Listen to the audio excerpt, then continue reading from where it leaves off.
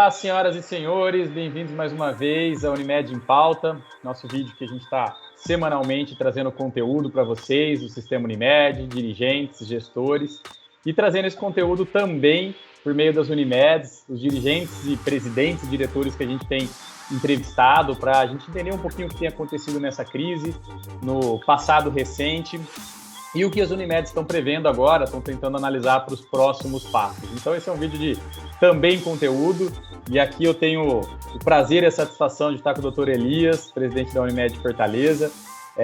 Dr. Elias, eu já o acompanho por alguns tempos aí nas mensagens, nos vídeos que tem online, bem como na presidência aí da Unimed de Fortaleza. A gente acompanha os dados de praticamente todas as Unimeds, né? E é impressionante como a Unimed de Fortaleza está realmente parafraseando, né? Viva e viável, né? Principalmente depois dessa crise, ou seja, está indo super bem. E, doutor, eu gostaria de agradecer, então, portanto, a sua participação aqui, né, conosco, e imagino com todos os ouvintes aí do sistema, para conseguir agregar também com os parceiros aí do sistema Unimed, certo? Gostaria, então, doutor, de iniciar contando que a gente vai fazer esse bate-papo, né, dividido em 3 partes, né, um pouquinho falando aí do passado recente e também do seu passado em relação à Unimed, explicar um pouquinho da Unimed também em Fortaleza. Na sequência, falar um pouquinho do momento atual, né, ou seja, presente, falando aí da crise, etc., e futuro, próximos passos, etc. Então, doutor, gostaria primeiro que o senhor se apresentasse, contasse um pouquinho da Unimed de Fortaleza e do senhor também. Muito obrigado pela participação. Amor, eu que agradeço, muito obrigado aí pelo convite, sempre um prazer poder estar trocando experiência. Aliás, eu acho que esse ano a gente teve várias oportunidades de aprender muito com todo mundo, né? Até porque era uma situação nova para todo mundo, né? Bom, eu sou de formação médica, otorrinolaringologista, mas há 5 anos aproximadamente eu faço só gestão. E de 2014 a 2018, a começo de 2018, eu estive diretor comercial aqui da Unimed Fortaleza. E a partir de fevereiro de 2018 eu assumi a presidência e fico até o começo de 2022, né? E a Unimed Fortaleza, é bem interessante a história, até 2014 ela estava numa situação bem difícil, tá? Estava realmente numa situação bem difícil. E de lá para cá, houve todo um movimento de transformação que eu acredito principalmente a questão da gestão técnica, sabe? E aí a gente começou a tentar trazer um modelo de gestão bem mais técnico para cá, e essa empresa passou a apresentar uma recuperação que muita gente não acreditava. E quando a gente olha para números, a gente vê realmente que essa recuperação ela foi bem forte. E ela foi fundamental para que a gente pudesse superar esse momento que a gente viveu. A gente está aqui há 5 meses, né, nessa crise. Fortaleza foi muito afetada e desde o começo foi muito afetada pela pandemia. E se a gente não tivesse uma estrutura econômico-financeira bem sólida, realmente a gente tinha tido muita dificuldade. Mas é isso, é assim a vida das pessoas e das empresas, feita por ciclos, e eu imagino que a gente está assim num bom ciclo, e assim, óbvio que nenhum de nós imaginou passar por essa situação, mas tem sido uma situação de muitas oportunidades, muitas perdas, muitas dificuldades, muito sofrimento, mas também de muitas oportunidades, e eu acho que a imagem da Unimed Fortaleza, nesses seus 42 anos de vida, nunca teve tão sólida, tão forte, perante toda a sociedade como está agora. Muito legal, doutor. Essa relação da gestão com a boa eficiência das organizações, ela é muito clara para a gente aqui, né? A gente tem vários estudos nesse sentido. Até gostaria de lhe perguntar, doutor, o que você atribui, assim, não, além, claro, como você falou, da gestão técnica, etc., mas o senhor enxerga algum fator específico que possa ter contribuído bastante para essa virada, né? Por exemplo, verticalização, por ter recursos próprios, que isso ajuda nos custos. A gente sabe que a Unimed Fortaleza ela tem, né? Ela é bastante verticalizada, ou alguma outro tipo de estrutura. Se o senhor olhar para trás esse período, né, onde ela saiu dessa crise de 2014 para agora, quais as atribuições assim mais claras que o senhor tem essa diferenciação? Bom, então eu acho que tem alguns pontos que merecem ser citados, tá? A gestão técnica realmente ela é importantíssima e para mim, olha, tem várias classificações de Unimed. Unimed médio porte, pequeno porte, médio porte, outros tipos de classificação. Mas para mim só tem uma classificação que importa. Unimed que dá certo e Unimed que dá errado. Independente do tamanho e tal, para mim isso é o que importa. E quando você olha para as Unimed que dão certo, você pode ver todas elas têm uma gestão técnica. Aqui, além de tudo isso, eu acho que algumas coisas foram importantes, como, por exemplo, a transparência com o cooperado. A gente não é só uma empresa, a gente é uma cooperativa. E a participação do cooperado ela é fundamental. Então, e principalmente quando a cooperativa estava numa situação muito difícil, a primeira coisa que a gente fez, que infelizmente não era feito antes, foi chamar o cooperado e mostrar toda a real situação da cooperativa. E passo a passo se comunicando todo o plano de ação e o que a gente estava conseguindo fazer em cima daquele plano de ação. Também a gente começou a otimizar os nossos recursos próprios. Não é só você ter recurso próprio. Recurso próprio é bom ou é ruim? Depende. Depende da gestão, depende de como você vai usar. E tem muito recurso próprio que é deficitário. Tem muito de médico que tem recurso próprio que seria muito mais barato estar com a rede credenciada. Aqui a gente tem uma rede credenciada muito ampla e a gente respeita muito isso. Porque a nossa carteira de clientes, e nós temos hoje aproximadamente 340 mil clientes, ela foi construída durante 42 anos com base numa rede credenciada ampla. A gente respeita isso. O que a gente procurou fazer e tem feito foi ampliar nossa rede própria e principalmente otimizar a utilização dessa rede própria. Tá? Até porque a gente tem modelos com parceiros, que é um modelo que eu chamo de pseudo-verticalização, onde você tem excelentes relações com parceiros que são terceirizados ou credenciados, mas que tem custos que talvez a gente nem conseguisse ter aqui no serviço próprio, tá certo? Então, assim, mas a gente otimizou isso, a gente modernizou e atualizou praticamente todos os nossos recursos próprios, ampliou também, fizemos ampliação no nosso hospital, não sei se você sabe, hoje o sistema Unimed tem 120 hospitais e o maior hospital do sistema é o nosso hospital, tem 336 leitos e isso foi fundamental para a gente superar essa pandemia. E a gente tem uma experiência tão boa com isso que agora a gente começou a construção de um outro hospital, de um hospital materno-infantil, que terá inicialmente 159 leitos, tá? Então, eu acho que a gestão técnica, a transparência contínua com o cooperado, o foco em melhorar e otimizar os recursos próprios. E quarto, uma coisa que a gente começou principalmente nessa atual gestão, uma mudança de cultura muito forte dentro da empresa, foram fundamentais para que a empresa e a cooperativa passassem a evoluir como tem evoluído nos últimos anos. E quando eu falo de cultura, é porque eu aposto muito fortemente nisso, tá? Desde o começo eu sempre acreditei que tratar bem as pessoas certas, colocando nos lugares certos, desenvolvendo as pessoas, isso traria resultado. E a gente tem visto que isso tem feito toda a diferença. E para as pessoas que duvidavam disso, e muitas vezes eu fui até taxado de exagerado em relação a isso, nessa pandemia elas viram que não foi exagero. Aliás, assim, muito mais do que a nossa estrutura, o que nos salvou nessa pandemia foram as nossas pessoas. E as pessoas só entregam no momento de crise o que elas entregaram quando elas acreditam num propósito, elas não estão lá só por dinheiro. Quando elas acreditam num propósito, quando elas veem que estão construindo um legado e quando elas unificam todo o objetivo com base numa cultura que já vem sendo construída há muitos anos, há alguns anos, não muitos, há alguns anos, mas que agora ela foi fortalecida.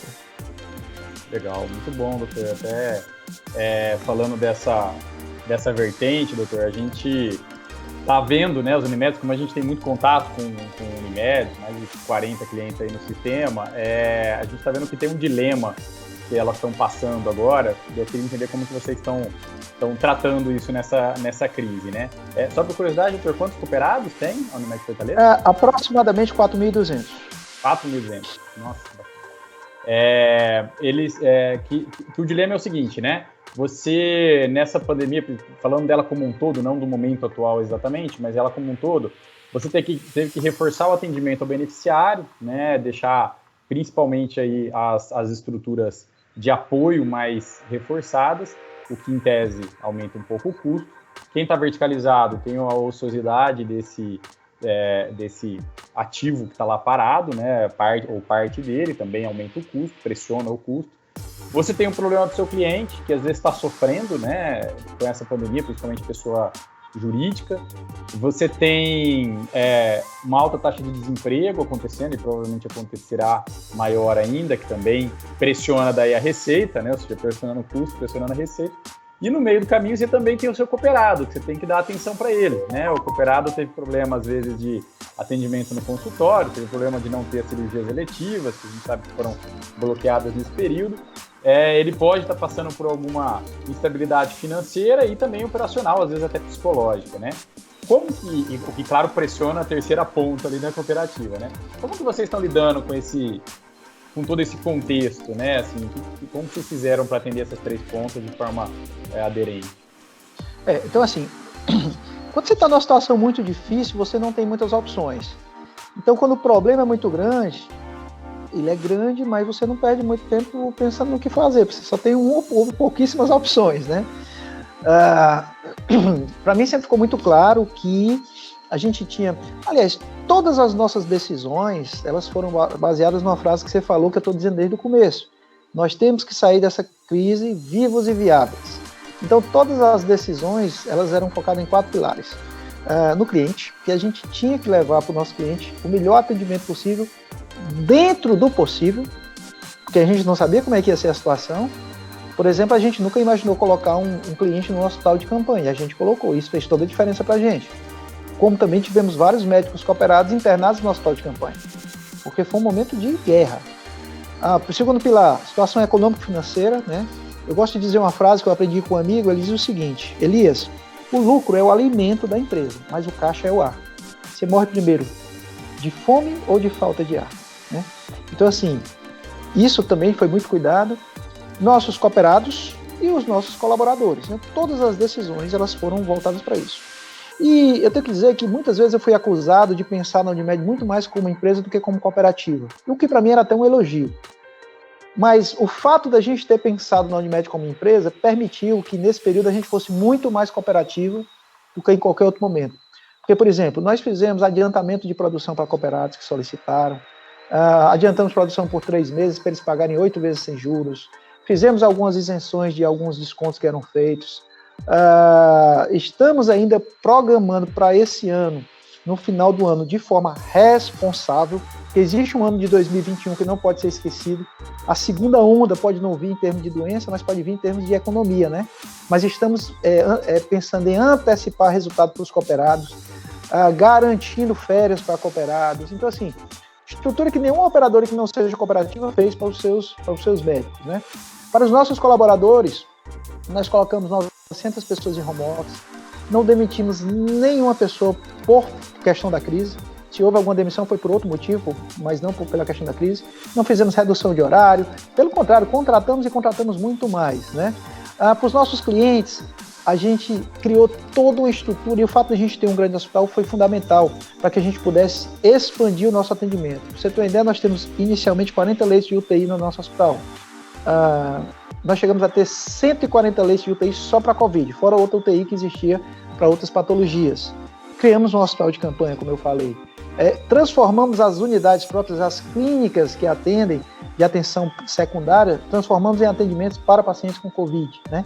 Então, assim, também trabalhamos pagamento de alguns clientes com dificuldade, como parcelamentos, como alguns descontos. Então, assim, esse foi um jogo de xadrez, uma engrenagem, mas que felizmente ela funcionou bem, melhor inclusive do que o que eu imaginava.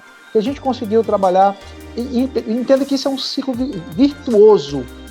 Quando você começa a entregar resultado num momento tão difícil como esse, mostrando transparência, comunicação, atendimento, garantia para o atendimento, as pessoas elas fazem de tudo para não deixar de pagar o seu plano de saúde. Ou então passam a migrar de outras operadoras para cá. E isso foi muito importante. Teve um momento que alguns hospitais da rede fecharam as portas das emergências. E eu peguei um celular, gravei um vídeo e disse: olha, você que acredita na Unimed, pode ter certeza de uma coisa: aconteça o que acontecer, o nosso hospital não vai fechar as portas. Aconteça o que acontecer, nós vamos atender da forma que for, mas a gente vai atender. E eu posso dizer que mesmo no momento mais difícil, nenhum paciente do sistema Unimed ficou sem atendimento aqui em Fortaleza. Tivemos dias bem difíceis, como o dia 13 de maio, que foi um grande gargalo. Alguns pacientes demoraram mais de 12 horas para conseguir leito, mas conseguiram. Então, assim, toda semana a gente ampliava a estrutura. Teve semana que a gente conseguiu ampliar 20 leitos de UTI só dentro do nosso hospital. Teve uma semana que nós contratamos mais de 300 pessoas. Então, é um jogo que não foi planejado, mas ele era replanejado diariamente. Todos os dias a gente tinha que tomar decisões, e a gente sempre foi muito rápido em tomar decisões. Em fevereiro, nós alugamos um container e fizemos um estoque de EPI que, numa situação normal, duraria 3 anos. E muita gente dizia que era um exagero, e em nenhum momento faltou EPI para as nossas pessoas dentro dos nossos serviços próprios. Nós fizemos um hospital de campanha no começo de abril, que muita gente disse que era um exagero, e ele passou a funcionar dia 30 de abril, e foi fundamental, porque vários dias ele ficou lotado. Então, assim, a gente sempre pensou, vamos tomar decisão, vamos agir em cima do nosso objetivo, que é salvar vidas, levar o melhor atendimento possível, e é melhor a gente pecar por excesso do que por falta. E tem dado certo até agora. E isso é um planejamento que não foi bem um planejamento, como o senhor falou, foi feito planejado diário, mas que se a gente olhar do ponto de vista do futuro, isso vai fazer a diferença, né? Porque é claro que o pessoal não esquece disso, né? Os clientes, etc., não esquecem disso. Eles sabem que isso faz a diferença e eles não querem ficar abandonados em uma situação de crise. Então, eles não vão abandonar a Unimed. Né? E assim, não só os clientes internos também, tá? Não só eu, viu? Mas eu e algumas pessoas, nós passamos 4 meses e meio sem ter um dia de folga. Todos os dias a gente estava na luta. E uma coisa que ficou muito clara para mim, embora eu não faça mais medicina, mas eu estava pronto para voltar a atender se fosse necessário, e para mim ficou muito claro. Mesmo sem estar atendendo, eu tinha que estar na linha de frente com os nossos colaboradores e os nossos médicos. Então, praticamente todos os dias eu entrava em emergências, em UTIs, no hospital de campanha, nas enfermarias, e era interessante que tinha alguns locais onde se usava máscara cirúrgica, máscara mais simples. E as pessoas diziam, cara, mas você tem que usar uma N95, assim, eu não vou usar, porque eu não vou chegar num canto onde o meu colaborador está usando uma máscara cirúrgica, que a gente acha que é o adequado, estando usando uma máscara diferente para melhor. Então eu tenho que usar a mesma coisa, porque senão passa a ser incoerência. Então muitas vezes eu saía de casa dormindo, passava no supermercado, comprava chocolate, caixa de chocolate e andava nas unidades só para deixar um chocolate para as pessoas. Cara, isso fazia diferença para eles pra caramba, porque eles, poxa vida, o presidente da empresa está aqui. Porque assim, o que eu disse para eles foi, enquanto tiver uma pessoa atendendo, um paciente nosso, eu vou estar do lado de vocês. Mesmo sem estar atendendo, você dava a eles a certeza de que nós estamos no mesmo barco, sim. Porque muitas vezes você vê as pessoas no mesmo rio, mas em barcos diferentes. Aqui não, nós estamos no mesmo barco. Se afundar, afunda, todo mundo, e eu sou o último a ficar no barco. Então, isso deu muita segurança para eles, entendeu? Muito legal, doutor. E o senhor comentou que vocês estão em investimento, né, de um novo hospital, inclusive, de materno infantil. E como que está essa relação? Porque hoje, em tese, né, a gente vai falar um pouquinho também agora dos próximos passos do futuro, mas a proteção de caixa, o senhor citou também essa frase que eu acho muito interessante, que o caixa é realmente extremamente importante. Mas esses investimentos, eles demandam caixa, via de regra, né? Claro que tem alternativas ali, a gente trabalha inclusive com isso, né, nos sistemas Unimed, mas como é que vocês estão fazendo essa relação aí, né? Tendo que proteger o caixa ao mesmo tempo, no meio de um investimento tão pesado que é um recurso próprio. Assim, felizmente, assim, quando você tem caixa, você tem opções, né? Você pode realmente trabalhar o custo de oportunidade. Felizmente, a gente tem hoje, inclusive, caixa para construir o hospital todo. Então, a gente está realmente... e outra coisa, sem desenquadrar das provisões, que é o mais importante. Então, a gente está realmente analisando cada etapa da melhor forma possível, olhando muito para o custo de oportunidade, né? Então, tem várias opções, com vários players do mercado que podem ser parceiros nessa estrutura, mas a gente está tendo condição de analisar de forma tranquila o custo de oportunidade para saber qual a melhor opção, tá? A gente não está assim, com poucas opções. Felizmente, como eu te disse, essa recuperação dos últimos anos, pra você ter ideia, no começo de 2014, a gente não tinha nem as provisões totalmente constituídas, faltava um pouquinho. Praticamente vai faltar um pouquinho. Hoje a gente tem um caixa de talvez 5 vezes as nossas provisões, o que nos dá uma tranquilidade maior para esse momento. Muito legal, doutor. Isso é bem positivo mesmo. A gente defende muito essa questão de caixa aí. Inclusive, fizemos um vídeo já sobre liquidez, né, mostrando que nas crises passadas tem as Unimedes, né, especificamente as Unimedes que estavam com alta liquidez, que tinha caixa de fato, elas saíram muito melhor da crise. Parece óbvio, mas a gente aqui na academia sempre fala que a gente tem que provar o óbvio, né, que às vezes o óbvio não é tão óbvio assim. Doutor, e aí falando também assim, né, das ajudas e do que os governos, né, tanto federal, estadual e municipal, aí em Fortaleza no caso, né, que a gente o estadual e o federal a gente até às vezes acompanha, mas o municipal nem tanto. E também falando da ANS, que são órgãos de controles aí, né, onde vocês estão envolvidos nesse ambiente econômico. Primeiro eu queria que o senhor falasse um pouquinho o que o senhor tem achado das ações que têm sido feitas e até sugerir, né, o que o senhor ou a Unimed entende que seria interessante que eles fizessem para ajudar, né, as operadoras e a Unimed de forma geral nessa crise. Bom, é assim, desde o começo dessa situação, para mim ficou muito claro que eu iria direcionar toda a minha energia e o meu foco para aquilo que era importante que eu poderia controlar, que seria a estrutura da Unimed Fortaleza. Então, assim, eu vi que tinha muita gente direcionando energia para polêmicas, para discussões políticas. E aqui não, a gente felizmente teve essa luz de fazer isso, e eu vou te falar, a gente conseguiu uma união nessa empresa, nessa cooperativa, que eu nunca tinha visto. Assim, dos cooperados, dos colaboradores, até dos clientes, a própria sociedade reconhecendo isso.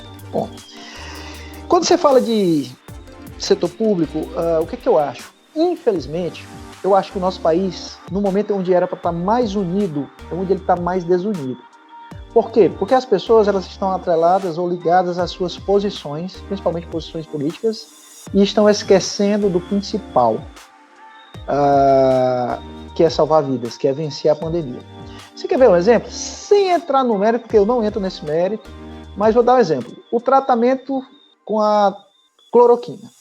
Eu não conheço uma pessoa que seja fortemente apoiadora do presidente, que seja contra a cloroquina, e não conheço uma pessoa que seja fortemente contra o presidente, que seja a favor da cloroquina. Então, alguma coisa tem errado. Sabe o que tem errado? É muito claro para mim. As pessoas estão muito mais preocupadas em defender suas posições políticas do que em achar a solução. Porque, para um lado, era muito complicado se mostrasse que o outro lado estava correto. E em nenhum momento eu olhei para isso. Eu não quero saber, eu não vou decidir a minha conduta ou a minha prescrição de acordo com o político que eu gosto mais. Isso é crime, eu não posso fazer isso. Então as pessoas estão, algumas torcendo que o negócio desse errado, para o outro lado tá errado. Então assim, o que é que eu acho? Que do serviço público, muitas vezes, a situação foi politizada, de ambos os lados. Se tem uma situação aqui que não está correta, dizer que tem um lado que tem outro correto. Não, para mim, os dois lados estão errados. Porque na hora que você se firma uma posição, você está errado porque você está torcendo que o outro... Olha, eu queria que alguém que tivesse uma posição até diferente da minha tivesse certo, para quê? Para usar aquela situação que ele estava usando. Eu queria salvar vidas. Então, acho que o serviço privado não teve ajuda nenhuma de setor público, e na verdade eu não estava nem esperando isso, eu estava até esperando que não atrapalhasse. O que eu senti falta do setor público foi números mais exatos, projeções mais exatas, protocolos mais imparciais, entendeu? A gente no Brasil hoje, a gente não consegue saber nem a quantidade real de óbitos. É uma coisa extremamente objetiva, né? Então nós, felizmente, nós trabalhamos com as nossas projeções desde o começo e foi o que nos ajudou muito. Então o que eu senti falta do setor público, de uma forma geral, governo federal, estadual, municipal, foi alinhamento e informações imparciais sem viés político. Quanto à ANS, eu acho que é fundamental ter um órgão regulador. Acho fundamental. Eu só acho que a ANS poderia se aproximar mais das operadoras e tratar os diferentes de forma diferente. Porque muitas vezes eu acho que a operadora de saúde ela é tratada não só pela ANS, mas pela sociedade de uma forma geral como um vilão. Durante a crise, porque a operadora não pode reajustar, a operadora não pode cancelar contrato, a operadora... Pessoalmente, eu acho que a ajuda que a ANS ofereceu não foi interessante, tanto é que de 700 e tantas operadoras, eu acho que 10 aceitaram. Será que estava todo mundo contra a ANS? Ou será que é porque o que foi oferecido não foi interessante? Veja, se de mais de 700, só 10 ou 12, eu não lembro quantas foram aceitaram, alguma coisa errada tem. Então, quando a gente mais precisou, pessoalmente eu não me senti amparado.